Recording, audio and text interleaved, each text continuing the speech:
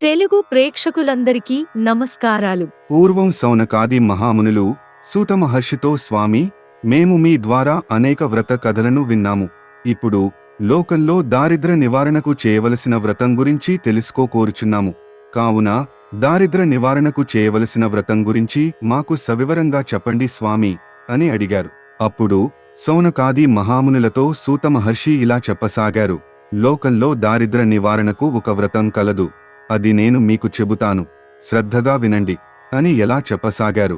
ద్వాపరయుగంలో దుర్యోధనాదులు మాయాజూదంలో పాండవులని ఓడించి అన్యాయంగా అడవికి పంపించారు. అంతటితో ఆగక దుర్వాసుని ద్వారా పాండవులకి ఆపద కలిగించటానికి దుష్టదుర్యోధనుడు ప్రయత్నించగా శ్రీకృష్ణుని దయవల్ల బయటపడ్డ పాండవులు ఆ దేవదేవునికి నమస్కరించి, ప్రభూ, చేయని తప్పుకు ఇన్నేళ్లుగా ఈ అడవిలో పడి ఉన్నాము, ఇన్ని కష్టాలు అనుభవిస్తున్నాం, నీకు కరుణ కలుగలేదా? నీవే ఉపేక్షిస్తే మాకు దిక్కెవరు అని దీనంగా ద్రౌపది పాండవులు అడిగారు. అప్పుడు వాసుదేవుడు నవ్వి, చింతింపకండి, నన్ను 14 లోకాలు నిండిన అనంతుని స్వరూపంగా భావించి ఎవరైతే భాద్రపద శుద్ధ చతుర్దశి నాడు అనంత పద్మనాభ వ్రతం చేస్తారో వాళ్లు సమస్తమైన కష్టాల నుంచి నానుగ్రహంతో అతి తేలికగా బయటపడతారు. అభీష్ట సిద్ధికి ఇంతకన్నా తేలికైన మార్గం మరియొకటి లేదు. అలా చేస్తే మీ రాజ్యం మీకు తిరిగి లభించగలదు అని సెలవిచ్చి కృతయుగానికి సంబంధించిన కౌండిన్యుడు సుశీల కథను చెప్పసాగారు. పూర్వం వశిష్ఠ గోత్రానికి చెందిన సుమంతుడనే ఒక బ్రాహ్మణుడు ఉండేవాడు. అతడికి దీక్షాదేవితో వివాహం జరిగినది. తరువాత కొన్నాళ్లకు దీక్షాదేవి గర్భమును దాల్చి సుగుణరాశియగు పుత్రికకు జన్మనిచ్చింది. ఆ బాలికకు సుశీల అని నామకరణం చేసిరి. ఆమె జన్మించిన కొద్ది కాలానికే తాపజ్వరముతో భార్య దీక్షాదేవి చనిపోయింది. సుశీల తండ్రి వద్దనే పెరుగుతూ భక్తిశ్రద్ధలతో పూజలు చేస్తుండేది. సుమంతుడు తన కర్మనుష్ఠానానికి భంగం రాకుండా మరలా వివాహం చేసుకున్నాడు.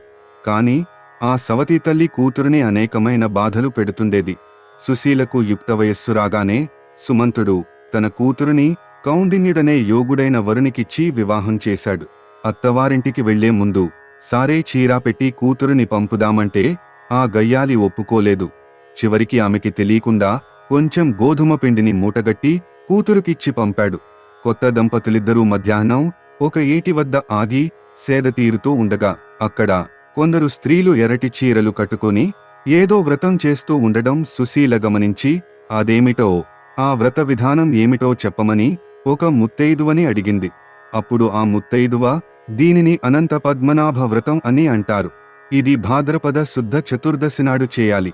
14 ముడులున్న ఎర్రటి తోరం సిద్ధం చేసుకుని కలశ స్థాపన చేసి ఆ జలాలలోకి యమునని ఆవాహన చేయాలి. దర్భలతో సర్పాకృతిని చేసి దానిపై నారాయణుణ్ణి ఆవాహన చేయాలి. షోడశోపచారాలతో పూజించి గోధుమ పిండితో చేసిన పదార్థాన్ని నైవేద్యం పెట్టి పాత తోరం విసర్జించి క్రొత్త తోరం ధరించాలి. ఎవరైనా సత్పురుషులకి భోజనం పెట్టి శక్తి కొలది దానం ఇవ్వాలి. అలా 14 ఏళ్లు చేసి ఆఖరి ఏడాది పూజన్యాక ఉద్యాపనగా 14 కుండలు దానమిస్తే చతుర్విధ పురుషార్థాలు నెరవేరుతాయని చెప్పి సుశీలతో కూడా ఆ వ్రతం చేయించింది. సుశీల తన వద్దనున్న గోధుమ పిండినే భక్తితో స్వామికి సమర్పించగా ఆయన సంప్రీతుడయ్యాడు. ఆ వ్రత మహిమ వల్ల వారు వెళ్లేదారిలో కౌండిన్యునికి ఒక యజమాని పని ఇచ్చాడు. అక్కడే స్థిరపడ్డారు. ఆ తరువాత అతడు వృద్ధిలోకి వచ్చి అనతికాలంలోనే శ్రీమంతుడయ్యాడు. అతడిలో రానురాను అహంకారం తలెత్తింది. ఒకనాడు భార్య చేతికున్న తోరం చూసి, ఇదేమిటి, నన్ను వశం చేసుకోవడానికి కట్టుకున్నావా అన్నాడు.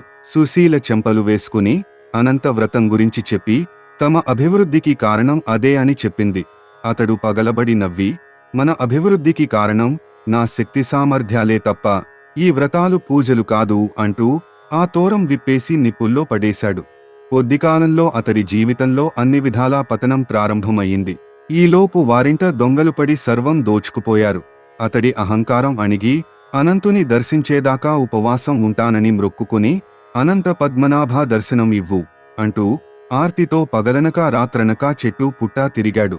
దారిలో ఒకచోట పుష్ప ఫలాభరిత మగు మామిడి చెట్టుని చూశాడు. ఆ చెట్టుపై ఒక్క పక్షి కూడా వాలడం లేదు. అది చూసి ఆశ్చర్యం కలిగి, ఓ వృక్షరాజ్యమా, అనంత పద్మనాభ స్వామి అను నామముగల దైవమును నీవు చూచితివా అని అడుగగా, నాకు ఆయన దర్శనం దొరకలేదు, నీకు కనిపిస్తే నా దుస్థితి చెప్పు అంది. తరువాత మరొక చోట గడ్డి పరకైనా కొరకలేని ఆవుని దూడని చూసి, ఓ గోమాత, అనంత పద్మనాభ స్వామిని నీవు చూచితివా అని అడుగగా, నేను చూడలేదు అని చెప్పింది.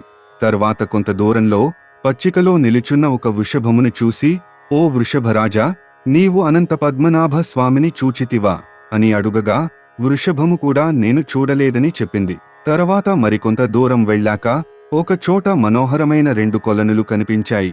తరంగంబులతో కూడి ఉన్న కమల కల్హార కుముదోత్ఫలంబుల తోడను, హంసకారండవ చక్రకాడులతో కూడి ఉన్న ఒక కొలను నుండి మరొక కొలనులోనికి జలము పోర్లుట చూసి, ఓ కమలాకరంబులారా, మీరు అనంత పద్మనాభ స్వామిని చూచితిరా అని అడుగగా, అప్పుడు ఆ పుష్కరిణిలు మేము చూడలేదని చెప్పగా, కౌండిన్యుడు మరికొంత దూరము వెళ్ళగా అక్కడ ఒక ఏనుగు, ఒక గాడిద నిలుచుని ఉన్నాయి.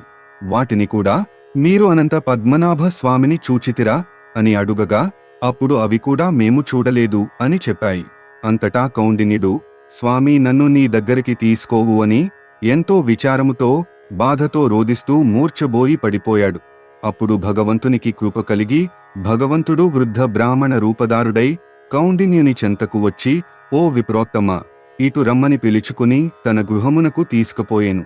అంతటా ఆ గృహము నవరత్నాలతోనూ మనులతోనూ దేవాంగనలతో కూడి ఆశ్చర్యము చెందేలా ఉంది. సదా గరుడ సేవితుడగు శంఖచక్ర గదాధరడగు స్వస్వరూపమును పద్మనాభ స్వామి చూపించగా, కౌండిన్యుడు సంతుష్టుడై భగవంతుని ఈ విధంబుగా ప్రార్థించెను.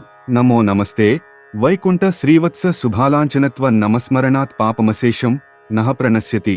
నమో నమస్తే గోవింద నారాయణ జనార్దన అని అనేక విధములుగా స్తోత్రం చేశారు.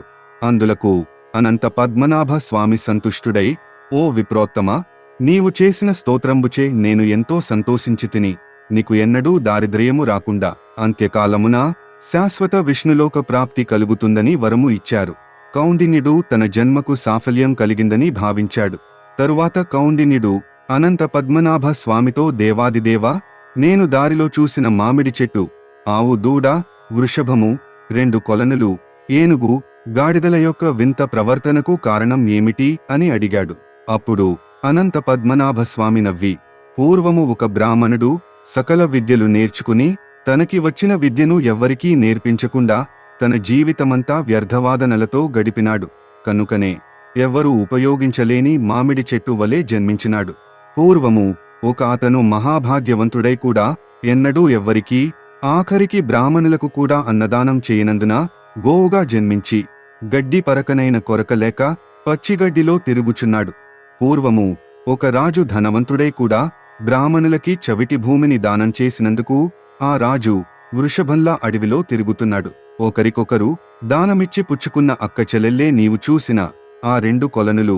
ఒక మానవుడు సర్వదా పరులను దూషణములు చేసినవాడు కావున అతడు గాడిద అయ్యెను. పూర్వము ఒక పురుషుడు తన పెద్దలు చేసిన దానధర్మాలను తానే విక్రయించి వెనకేసుకొనుట వలన అతడే ఏనుగుగా జన్మించెను. ఇవి వారి వారి పూర్వస్థితిగతులు. అప్పుడు కౌండిన్యుడు, స్వామి, వాటిని కటాక్షించు అని వేడుకున్నాడు. నీ నిస్వార్థమైన కోరికకి సంతోషించి వాటికి విముక్తినిస్తున్నాను. కావున నీవు 14 సంవత్సరములు అనంతవ్రతమును నియమానుసారంగా ఆచరించినచో నీవు పునర్వసు నక్షత్రమై శాశ్వతంగా నిలుస్తావు అని చెప్పి భగవంతుడు అదృశ్యమయ్యేను. కౌండిన్యుడు తన గృహమునకు తిరిగి వచ్చి భార్య సుశీలకు జరిగినదంతా చెప్పి 14 సంవత్సరాలు అనంతవ్రతమును ఆచరించి ఇహలోకమున పుత్రపౌత్రాది సంపదను పొంది అంత్యకాలమున విష్ణులోకమునకు చేరుకున్నారని శ్రీకృష్ణుడు ఈ వ్రత కథని పాండవులకు చెప్పగా, విన్న పాండవులు కూడా ఈ వ్రతాన్ని చేసి యుద్ధంలో విజయం సాధించి మళ్లీ పట్టాభిషిక్తులయ్యారు. అగస్త్య మహాముని కూడా ఈ వ్రతమును ఆచరించి ప్రసిద్ధి పొందెను. సాగర, దిలీప, భరత, హరిశ్చంద్ర మొదలగు అనేక రాజులు ఈ వ్రతమును ఆచరించి అనంత యశస్సు పొందారు. వారికి స్వర్గలోక ప్రాప్తి కలిగినది. ఈ వ్రత కథను విన్నవారు ఇహలోకమున అష్టైశ్వర్యములతో సుఖంగా ఉంటారు. అంతిమ కాలంలో పరమపదమును పొంది విష్ణులోక ప్రాప్తి కలుగుతుందని సూతమహర్షి సౌనకాది మహామునులకు తెలిపెను. అనంత పద్మనాభ వ్రత కథ సంపూర్ణం. సర్వేజనా సుఖినో భవంతు. లోకా సమస్త సుఖినో భవంతు. స్వస్తి. ప్రేక్షకులారా, నాకు మీ సహకారాన్ని అందించడానికి ఈ వీడియోని లైక్ చేసి షేర్ చేసి అలాగే మా ఛానల్ ని సబ్స్క్రైబ్ చేయడం మాత్రం మర్చిపోకండి. ధన్యవాదాలు.